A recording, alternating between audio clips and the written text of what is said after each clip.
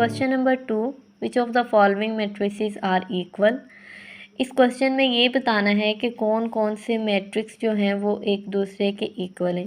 तो ये चेक करने के लिए हमारे पास दो प्रॉपर्टीज़ हैं equal matrices. Like first one property है the order of A is equal to the order of B. Question number जो 1 था उसमें हमने यही फाइंड किया था order of matrices. It means आपके पास नंबर ऑफ़ रोज जो हैं, नंबर ऑफ़ कॉलम्स वो कितनी है, लेकिन यहाँ पर आपके पास जो मैट्रिक्स ए है इसका ऑर्डर इक्वल होना चाहिए मैट्रिक्स बी के ऑर्डर के। And the second property is there corresponding entries are equal. Corresponding entries का मतलब है फॉर एग्जांपल आपके पास मैट्रिक्स ए है एंड बी, इसमें जो 1 प्लेस है इसी की प्लेस पे सेकंड जो मैट्रिक्स है वहाँ पे 1 होना चाहिए। सेकंड पे है 3, यहाँ पे अगर आप इसको सिंप्लीफाई करेंगे तो ये भी 3 के इक्वल है। -4 -4 2 और यहाँ पर 4 -2 2 के इक्वल है। तो आपके पास जो 2 प्रॉपर्टीज़ हैं इक्वल मैट्रिक्स की वो ये हैं द ऑर्डर ऑफ ए ये इक्वल होना चाहिए the order of B and second one there corresponding entries are equal. तो चलें क्वेश्चन पे आते हैं।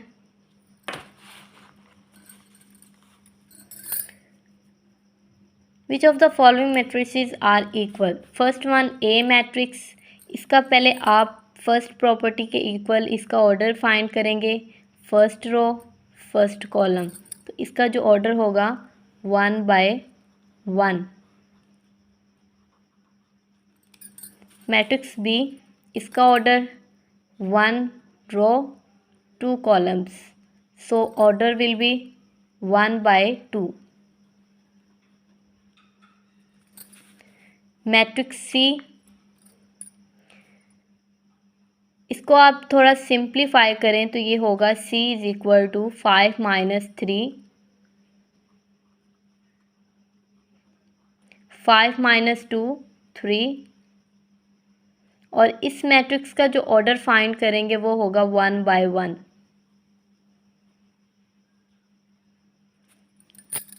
इसी तरह मैट्रिक्स डी जो है इसका ऑर्डर होगा first row and the 2 columns 1/2।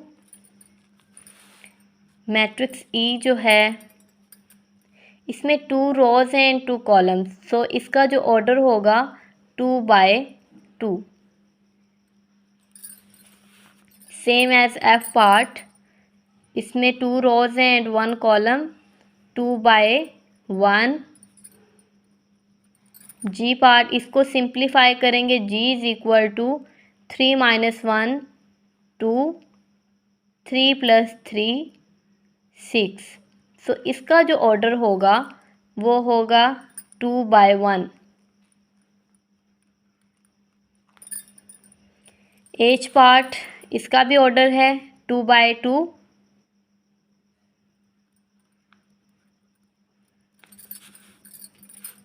आई, इसको भी सिंप्लीफाई करेंगे 3 3 + 2 5 एंड देन इसका ऑर्डर राइट करेंगे 1/2।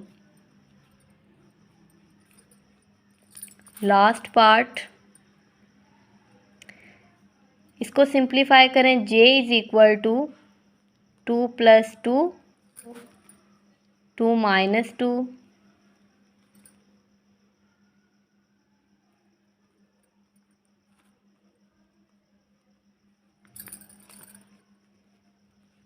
4 0 6 एंड 2। अब इसका जो ऑर्डर होगा 2/2। सेकंड जो प्रॉपर्टी है वो है, अब आपने इसकी क्रॉसपोंडिंग जो एंट्रीज है वो चेक करनी है। तो देखें जो फर्स्ट मैट्रिक्स ए है यहाँ पर उसका ऑर्डर पेयर किसके इक्वल है, सी के। तो ये आप यहाँ पर राइट कर सकते हैं कि मैट्रिक्स ए जो है वो इक्वल है मैट्रिक्स सी के। इसके बाद मैट्रिक्स जो बी है इसका ऑर्डर है 1/2। तो यहाँ पर डी मैट्रिक्स जो है वो इक्वल है बी के, लाइक बिकॉज इसका भी जो ऑर्डर है वो सेम है 1/2 और इनकी इंट्रीज जो है वो भी ऑलमोस्ट सेम है। एंड देन जो आपके पास आई मैट्रिक्स है इसका भी ऑर्डर सेम है 1/2, तो आप इसको यहाँ पर राइट कर सकते हैं B is equal to D and is equal to I। Second पे E का जो ऑर्डर है वो है 2/2, सो इसका आप चेक करें H पार्ट के साथ एंड देन J, तो E is equal to H and H is equal to J। ये आपके पास इक्वल मैट्रिक्स फाइंड करने का मेथड है।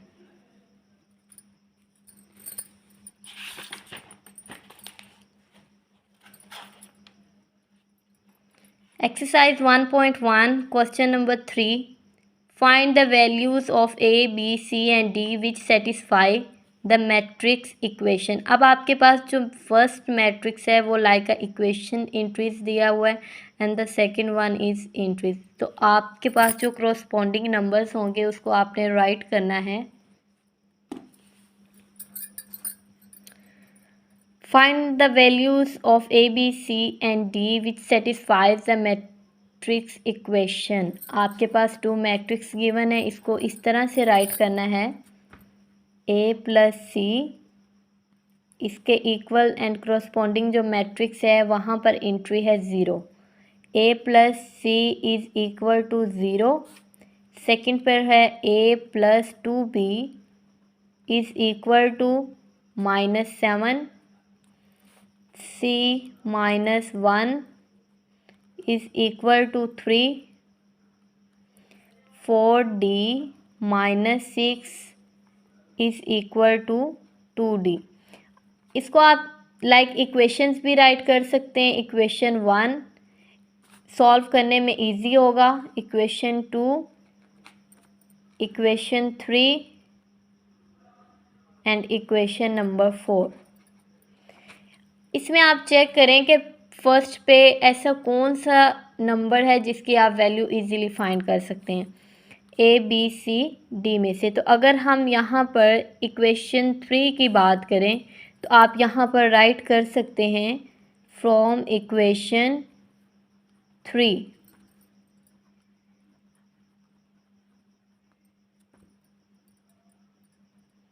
C minus 1 is equal to 3।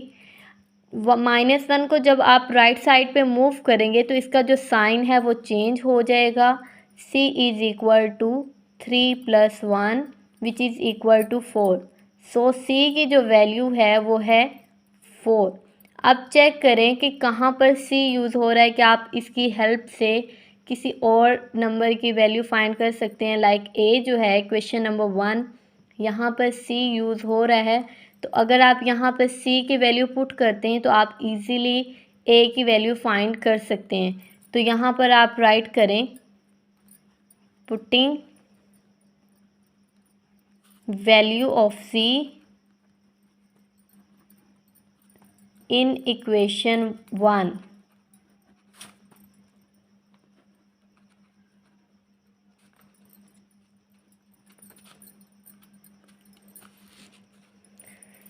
A plus C is equal to 0 and the C is equal to 4। A plus 4 is equal to 0। अब आप 4 को right side पे move करेंगे तो इसका साइन चेंज हो जाएगा। A is equal to -4। सो जो A की वैल्यू है वो यहाँ पर है -4। नेक्स्ट, अब आप इक्वेशन 2 की हेल्प से A की वैल्यू पुट करेंगे तो इजीली आपके पास B की वैल्यू जो है वो फाइंड आउट हो जाएगी। So putting the value of A in equation 2, A + 2B is equal to -7। अब आप यहाँ पर A की वैल्यू पुट करेंगे which is -4 plus 2B is equal to -7। जो सिमिलर टर्म्स है उसको आप एक साइड पे राइट करें, तो यहाँ पर जो -4 है उसको मूव करेंगे राइट साइड पे, तो इसका जो साइन है वो चेंज हो जाएगा। 2b is equal to -7 + 4। अब माइनस प्लस जो है वो माइनस होगा, लेकिन आप साइन वो यूज़ करेंगे जो बिग वैल्यू के साथ होगा। तो यहाँ पर होगा 2b is equal to -3। b की वैल्यू फाइंड करने के लिए 2 को दोनों साइड पे, 2b is equal to -3, b की वैल्यू फाइंड करने के लिए 2 को डिवाइड करेंगे, both side cancel, b is equal to -3/2। अब लास्ट वैल्यू जो फाइंड करनी है वो है d की वैल्यू। तो d की वैल्यू फाइंड करने के लिए इजी मेथड है। अब आपके पास d रह गया जिसकी आपने वैल्यू फाइंड करनी है। सो d वाली जो इक्वेशन है वो चेक करते हैं। वो हमारे पास है equation number 4d - 6 is equal to 2d। यहाँ पे राइट करते हैं 4d - 6 is equal to 2d। Similar terms एक साइड पे राइट करेंगे तो -6 इसी साइड पे रहेगा, या फिर आप इसको भी मूव कर सकते हैं राइट साइड पे 2d - 4d। बिकॉज़ यहाँ पर प्लस है तो जब हमने इसको मूव किया तो ये साइन चेंज होने की वजह से यहाँ पे माइनस आएगा। -6 इज इक्वल टू, इसको सिंप्लीफाई करें, -2d। अब आपने d की वैल्यू फाइंड करनी तो -2 को बोथ साइड पे डिवाइड करेंगे, cancel, d is equal to minus से cancel, 2 divided by 3।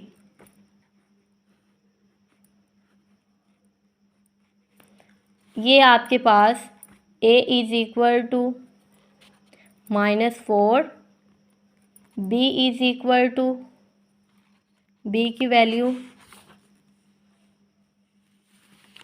-3/2, c is equal to 4 and the d is equal to 3। मज़ीद ऐसी वीडियोज़ के लिए हमारे चैनल को सब्सक्राइब करें।